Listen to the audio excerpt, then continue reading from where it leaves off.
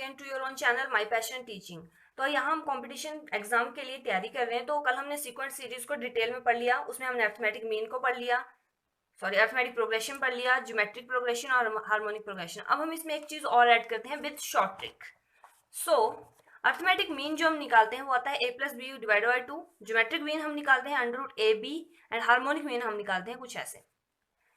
सो अगर आपसे क्वेश्चन पूछा जाए, आपके पास for example A N plus one and V N plus one है divided by A N plus V N है, वो किसी के बराबर है, और आपसे पूछा जा रहा है कि find the value of what an. तो एन की वैल्यू आप कैसे फाइंड आउट करोगे? यहाँ से आपने याद क्या रखना है कि ए प्लस बी 2, अगर आपके पास अर्थमेटिक मीन बना रहा है ये चीज, तो एन की वैल्यू आप लिखोगे 0, और अगर ज्योमेट्रिक मीन बना रहा है तो आप लिखोगे -1/2, और अगर आप हार्मोनिक मीन आ रहा है तो आप लिखोगे -1। ये क्वेश्चन सॉल्व करके मैं आपको बताती हूँ कैसे। बट एक चीज और है, आपने ये देखना है कि n जो है वो एक कम होना चाहिए इससे, मतलब उनमें सिर्फ एक ओनली वन कंसेक्यूटिव टर्म का डिफरेंस होना चाहिए। n 1 है तो n प्लस 1 है, अगर यहाँ पे n -1 हो तो यहाँ n होना, या फिर ऐसे n और v n divided by a n minus one plus b n minus one is equal to के कोई कांस्टेंट होगा आपके पास दिया हुआ। आपका ऐसे क्वेश्चन डायरेक्ट तो नहीं आ सकते, लेकिन हो सकता है कि आप किसी क्वेश्चन को आप सॉल्व कर रहे हो और आप यहाँ इस पॉइंट पे पहुंचे हैं, तो अगर आपको शॉर्ट ट्रिक पता होगी तो आप डायरेक्ट एन की वैल्यू निकाल सकते हो। जैसे अगर आपको इस क्वेश्चन आ रहा है find the value of n for 9n plus 1 plus 4n plus 1 divided by 9n plus 4n which is equal to 6। ठीक है, तो फर्स्ट ऑफ ऑल आपने अर्थमेटिक मीन, ज्योमेट्रिक मीन और हार्मोनिक मीन से इनको कंपेयर करना है। तो अगर हम यहाँ पे अर्थमेटिक मीन से इसको कंपेयर करें तो वो क्या आएगा, 9 प्लस 4 डिवाइडेड बाई 2 13/2, ये तो 6 आ नहीं रहा। अब हम कंपेयर करते हैं ज्योमेट्रिक मीन से under root a b, 9 into 4 under root that is 36 under root 6, तो ये आपके पास आ गया। तो हम सिंपल, अगर आपको ये पता चल गया कि ज्योमेट्रिक मीन है तो इसमें n की वैल्यू आ जाएगी -1/2। Your answer is here, very easy question. Now अगर एक और पार्ट में इसका लूँ, जैसे 6n प्लस 1 है plus 10n minus n plus 1 है divided by 6n plus 10n is equal to 8। तो ऐसे ही हम इसको चेक करेंगे, तो 6 plus 10 divide by 2 that is 16/2 और 8 आ गया। तो ये हमारा इसमें n कितना आएगा आपके पास, 0। एक ही हो गया। एक और क्वेश्चन करते हैं इस type, that is 4n plus 1 plus 9n plus 1 4n plus 9n which is equal to 72/13। ठीक है, सो यहाँ पे भी आपको चेक करना है। अब इनको प्लस आप करो, 4 प्लस 9 इज 15, 15/2 तो आएगा नहीं, ज्योमेट्रिक मीन में भी नहीं आएंगे ये।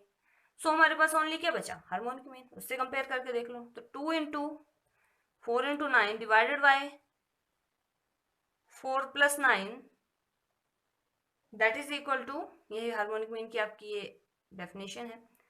सो ये आ जाएगा आपके पास 72/13। तो ये हार्मोनिक मीन है तो इसमें आप डायरेक्ट n लिख सकते हो -1।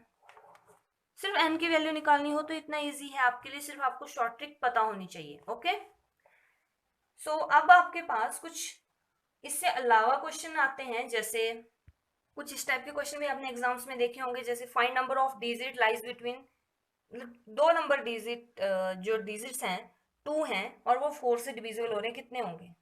तो इसके लिए आपको एपी फॉर्म करनी पड़ेगी, लेकिन अगर आपको शॉर्ट ट्रिक पता होगी तो आपको एपी फाइंड आउट करने की जरूरत नहीं है। इसके लिए हम क्या करेंगे, फर्स्ट ऑफ ऑल हम देखेंगे जो 2 डिजिट नंबर है वो स्टार्ट कहाँ से होते हैं, 10 से स्टार्ट होते हैं ना, और कहाँ तक आते हैं, 99 से। अब हम इन दोनों को 4 से डिवाइड कर देंगे। ठीक है, तो ये आ जाएगा 2, जो आपका रिमाइंडर बचता है उससे हमें मतलब नहीं है, वो हम नहीं लिखेंगे। 4, अब इससे इसको डिवाइड करोगे आपके पास आ जाएगा 24। नाउ द आंसर इज 2 - 24 का absolute modulus that is 22। That is your answer, very easy.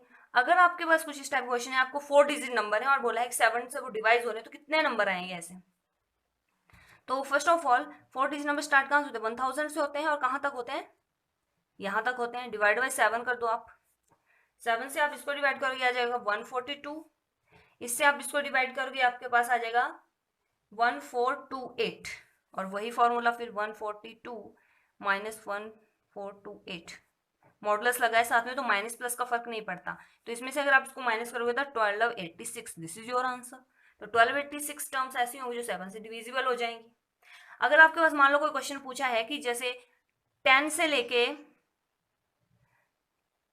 300 तक ऐसी कितनी टर्म्स हैं जो 4 से डिवाइड हो रही हैं, सेम उसमें भी वैसे कर दो, इनको डिवाइड कर दो, आप एब्सोल्यूट वैल्यू निकाल लो, जितनी आपके पास आंसर आएगा वैसे आप निकाल सकते हो। Very easy tricks. Now let's start what is bounded below sequence and what is bounded above sequence. तो बाउंडेड बिलो सीक्वेंस आपको पता है, कुछ नंबर मिलके मान लो ये एल तक जाएगी, ठीक है। अब यहाँ पे देखो जो आपका फर्स्ट है वो 2 से छोटा होगा, 1 जो वो 3 से भी छोटा होगा, 1 जो है वो एल से भी छोटा होगा, सो ऑन कितने भी नंबर टर्म है आपके पास बुद्धि होती है। तो 1 जो है आपको पता है कि जो भी आगे तक आपके पास टर्म्स आएंगी वो 1 से तो बड़ी ही होंगी सारी। तो इसका मतलब ये हो गया जो ये जो आपके पास सीक्वेंस है ये बाउंडेड बिलो है, क्योंकि हमें जो बिलो इसका सबसे लीस्ट नंबर है वो हमें पता है, तो वो बाउंडेड बिलो ही। आप एन स्क्वायर में ट्राई कर लो, 1 4 9 16 एंड सो ऑन। हमें ये तो पता है कि 1 से सारी ही बड़ी होंगी, अब कहाँ तक होंगी ये आपको नहीं पता है, तो हमें ये पता है कि this is your bounded below sequence and this is your lower bound. Bounded अब में इसमें अपोजिट हो जाएगा। मान लो आपके पास है माइनस एन स्क्वेयर, सीक्वेंस को हम ऐसे डिनोट करते हैं, ठीक है, यहाँ पे भी आप ऐसे लिख लीजिए। सो माइनस एन स्क्वेयर है तो यहाँ पे कितना आएगा, minus 1 square, minus 2 square, minus 3 square and so on infinity तक, या minus 1, minus 9, minus 4, minus 9 and so on. अब आपको पता है बाकी टर्म तो माइनस 1 से छोटी आएंगी ना, तो आपको पता है सबसे ग्रेटर टर्म है माइनस 1, तो आपको सबसे लीस्ट टर्म के बारे में तो आपको पता है नहीं कि वो कौन सी आएगी। So this type of sequence are called bounded above. When you know about your upper bound, this is bounded above.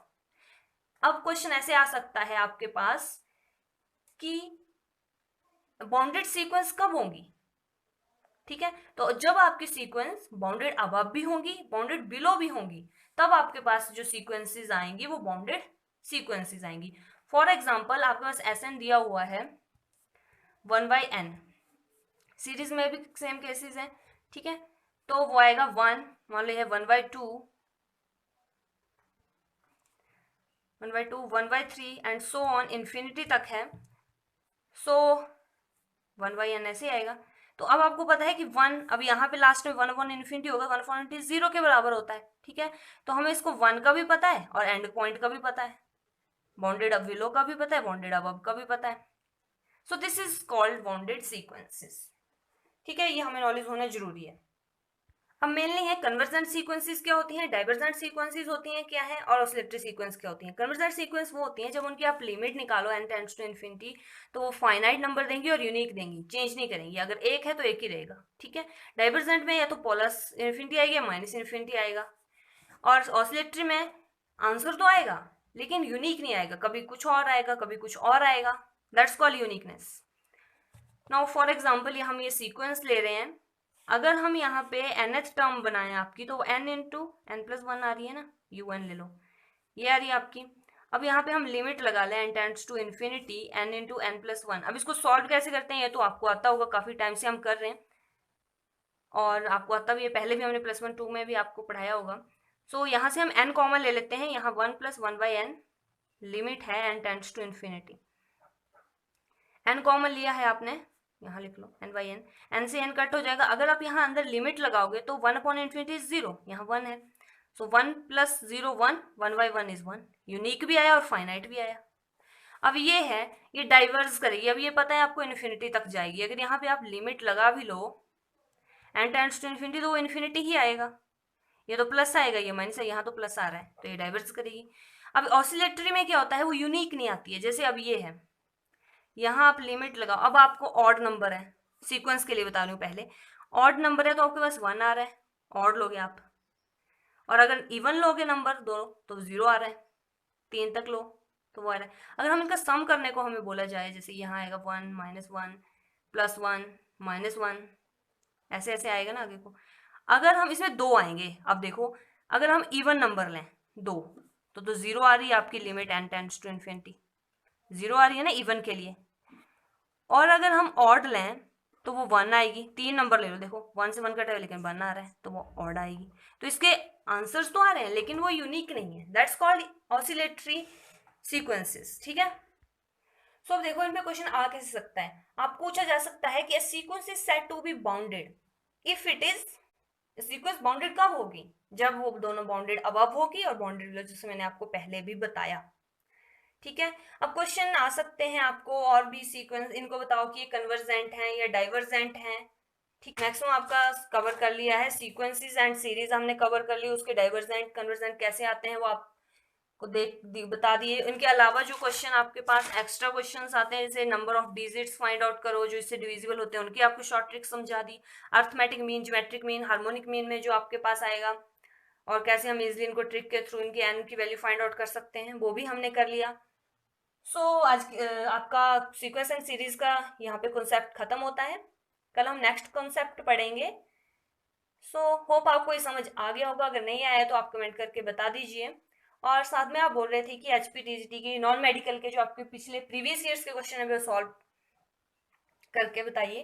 आप मैं आपको आपकी मेल नीचे डिस्क्रिप्शन में डाल दूंगी, आप मेरे को वो पेपर आप सेंड कर देना, मैं उस पर वीडियो बना दूंगी।